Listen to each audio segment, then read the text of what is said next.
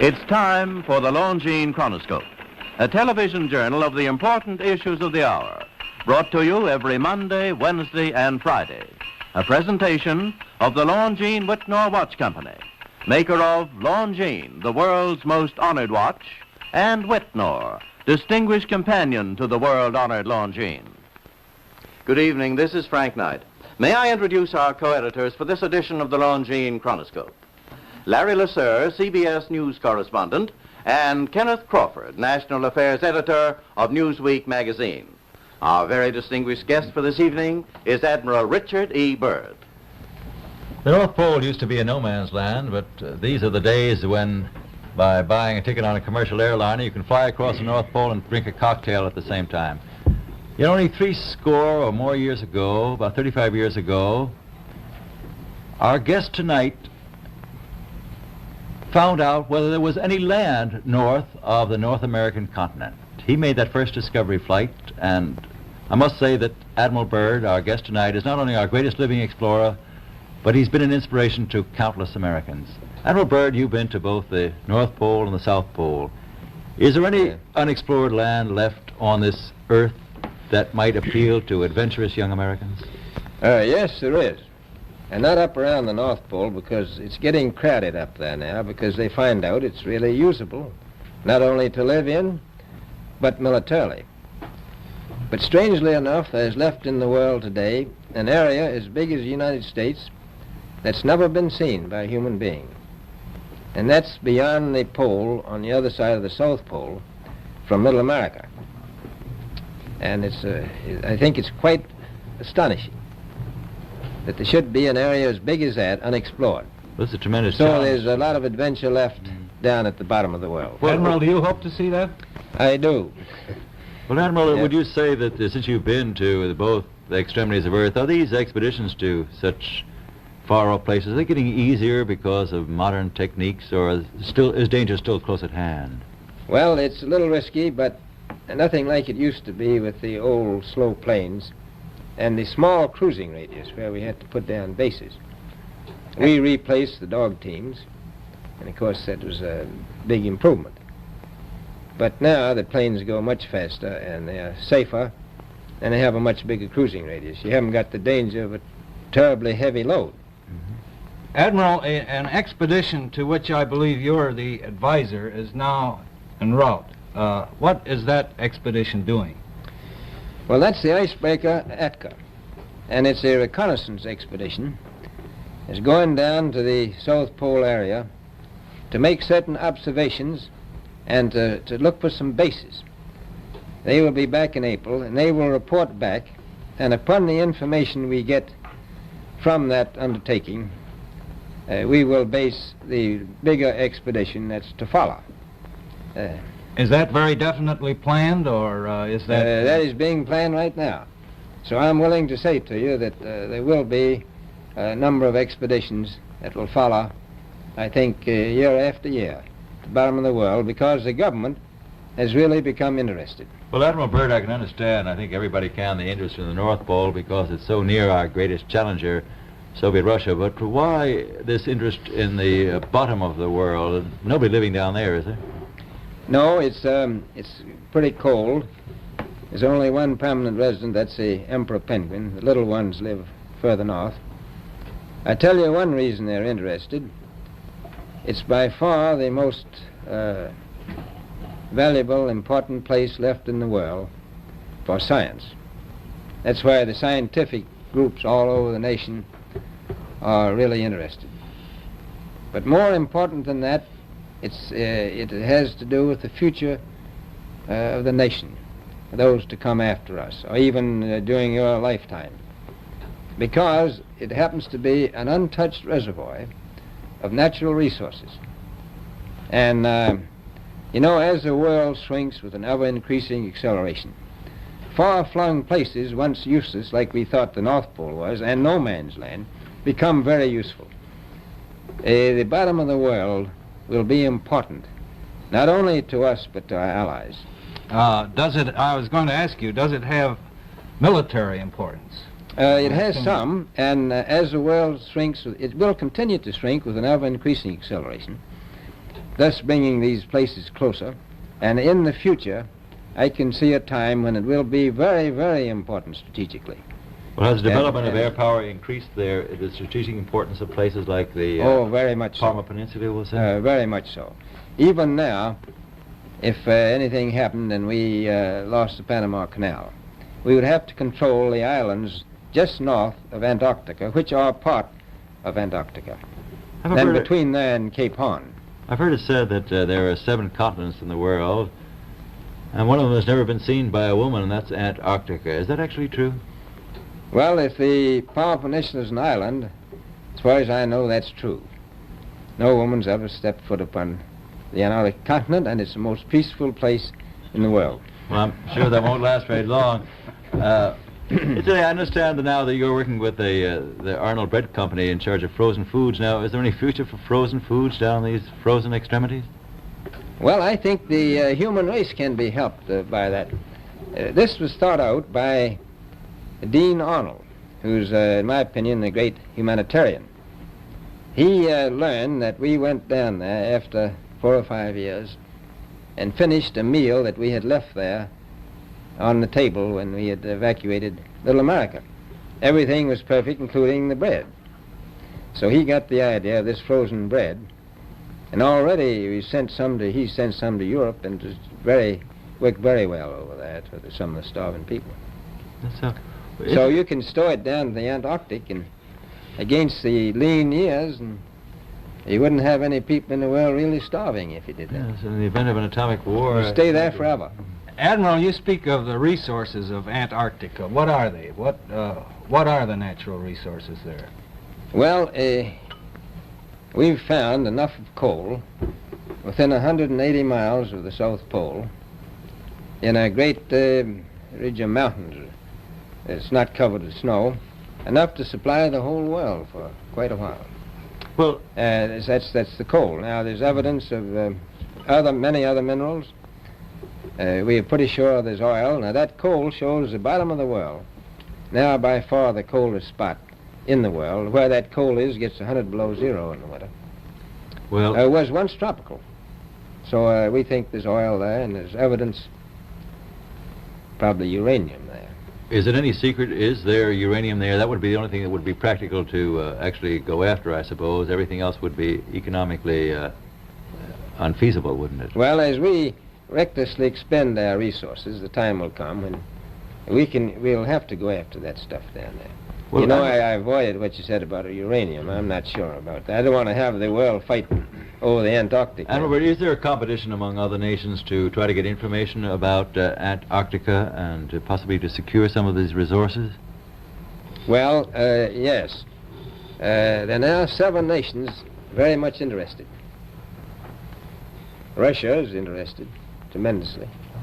That I'm sure of. Australia has an expedition down there. The Argentine, the Chile, New Zealand, Britain, and so on. Now, you can understand those people down there being interested because they live down there, the New Zealanders, the Argentinians, the Chileans, and Australians. And so we don't do much about claiming anything.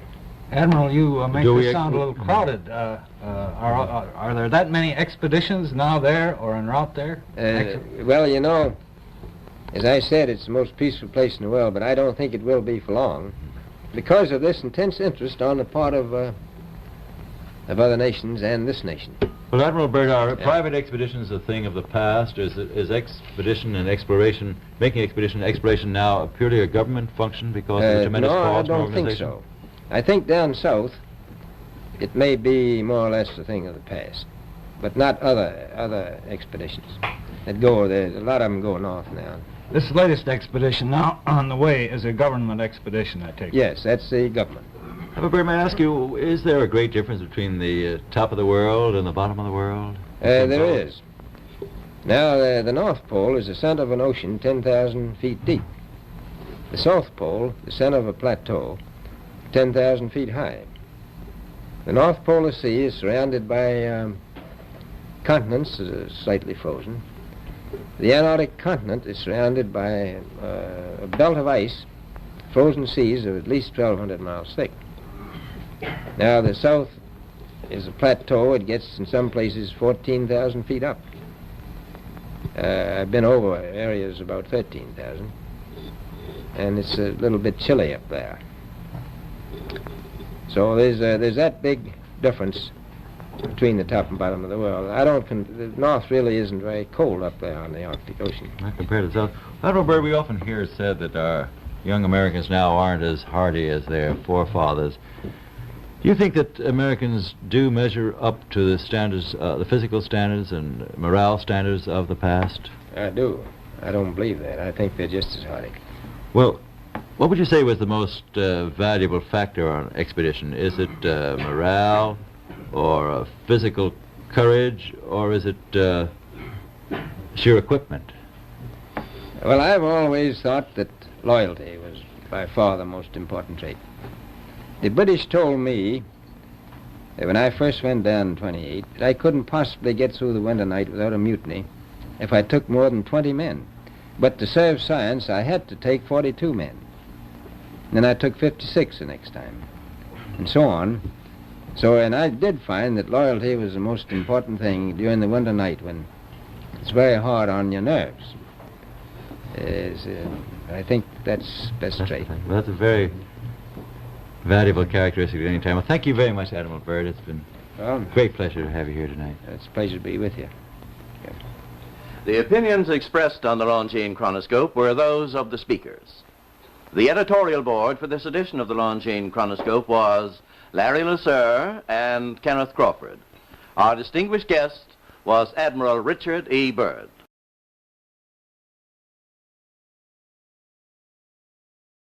At the end of the Second World War, the extraterrestrials ensured that the technology was returned from Earth back to these cities. They understood that the Dark Age had not yet reached its peak. The technology was returned by 30 submarines through a large commando action.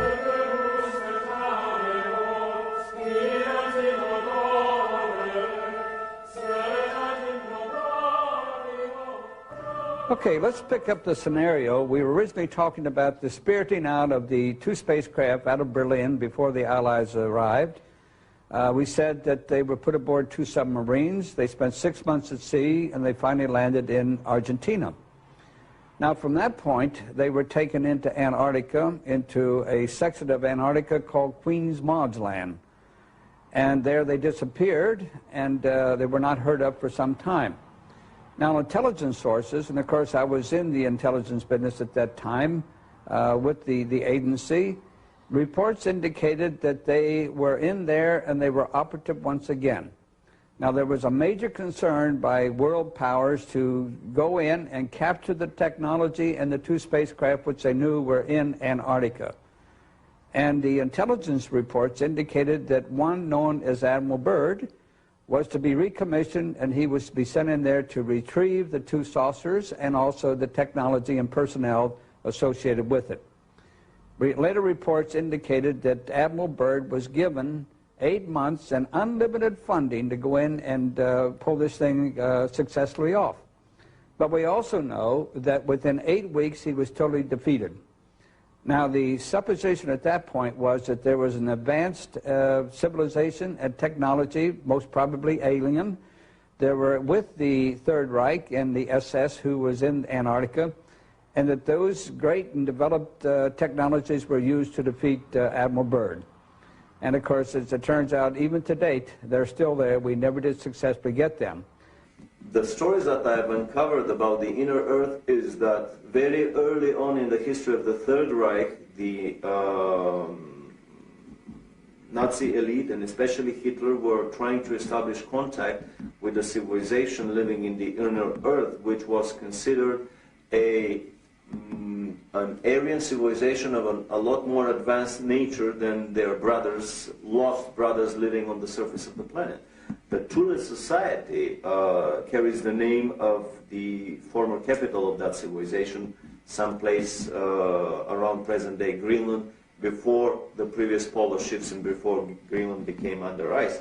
Two expeditions were made in the late 30s, early 40s, one attempting to enter the North Polar water opening with a submarine, which proved unsuccessful.